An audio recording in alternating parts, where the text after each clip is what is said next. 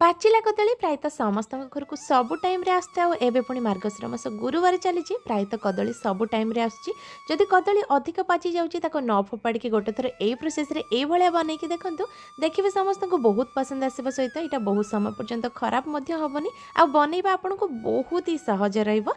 Video को शेष पर्यंत निश्चय देखि नियंतु। এই ରେସିପି को बनैबा ପାଇଁ ପାଖାପାଖି ମୁଁ ଏଠି 2ଟା ପାଚିଲା କଦଳୀ ନେଇ ଯାଇଛି ଆଉ ଗୋଟେ ବଡ଼ ବାଉଲରେ କଦଳୀର ଚୋପା ଛଡ଼େଇକି ଆମେ କଦଳୀକୁ ଦେଇଦେବା।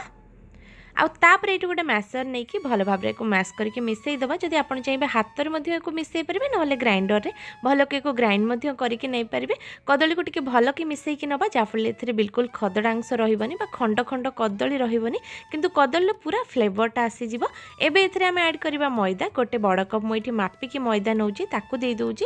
ମଇଦା ଜାଗାରେ ଆପଣ ଚାହିଁଲେ ଅଟାର ମଧ୍ୟ ୟୁଜ୍ କରିପାରିବେ କିନ୍ତୁ ଅଟା ଦେଲେ ଏଇଟା ଟିକେ ହାର୍ଡ଼ ହେବ ଯେଉଁଟା ଖାଇବା ପାଇଁ एते भल हेनी तो मैदार यूज करेंगे बहुत ही नरम रहा सुआदिया लगे। से सेम कप्रे मापिकी मुझे 1.5 कप पाखापाखि मैदा नहीं।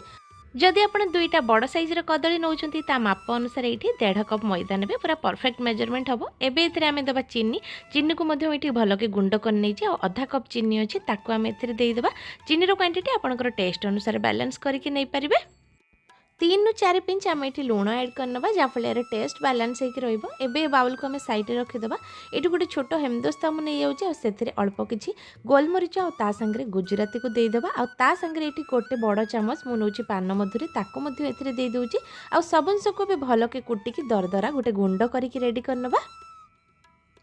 आउ ए गुंड को बाउल में रखि मिक्स करके से मैदा और कदली ऐड करनबा। सब जिनस को भल भाव में गोटे थर मिक्स करनबा। और तापरे को अटा चकटिला परे भल की चकटी नबा जमती आपण पूरी परोटा पई अटा चकटी थांती। आउ एबे देखंतु मैं चकटी की रेडी कर नहीं आ एटा को चकटिला बेले बिल्कुल भी पानी बा क्षीर रे यूज करनी। आपन को जदी पानी दरकार हबो अल्प टिके क्षीर देई परिबे। एबे चकटी की रखितबा अटा को हम गोटे बेलना चक्की ऊपर रखिबा और 2 भाग करके काटी नबा। सेथर गोटे भाग को मैं एभला राउंड शेप दे दोउची। और तापरे को गोटे बड़ रोटी आकार रे बेलने भी ये जो रुटी आम बेलिकी नबा ताको एकदम पतला रखिबानी हल्का टिके मोटा रखिकी रुटी को बेलिकी नबा। और तापर ये गोटे छोट कैप मुझे नहीं जाऊँ छोट छोट पीस करके गोल आकार काटी नौ। आपड़ चाहिए जेकोसी सेप देके काटी पारे।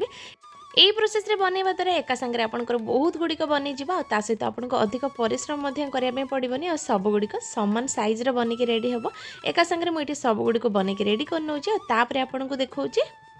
आउ एबे देखंतु एठी सब गुडी को बने के रेडी कर नहीं हल्का मोटा रखिके गुडी को बने के नहीं। एबे हम एक साइड रे रखी देबा। और आर साइड रे गैस ऊपर गोटे पैन बसई नबा। पैन गरम होला पर्यंत वेट करबा। और गरम हो गला परे हम एथरे तेल दे देबा।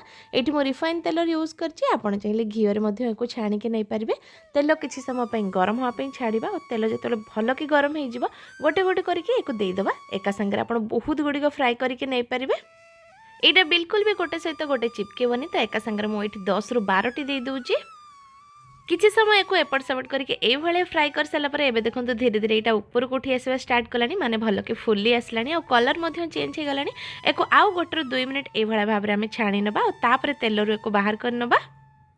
एको फ्राई करके नेला बेले गैस फ्लेम को लो टू मीडियम हीट रे रखिबे जाफल यार ऊपर कलर पूरा परफेक्ट आसीबो। भितर एटा भल के सिजिबो।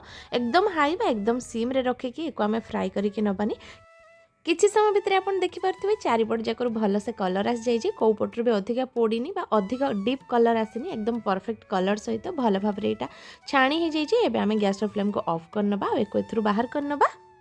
गरम गरम खातु बा ठंडा करके खातु सबू टाइम रे खाया पे बहुत ही बढ़िया लगे। और कदली पूरा फ्लेवर आपन को मिल यहाँ केते बढ़िया भाव में फुली से भांगिकी देखई दूची। भितर लुक्स देखंतु एकदम परफेक्ट गुपचुप परिका फुलिकी रेडी होइची।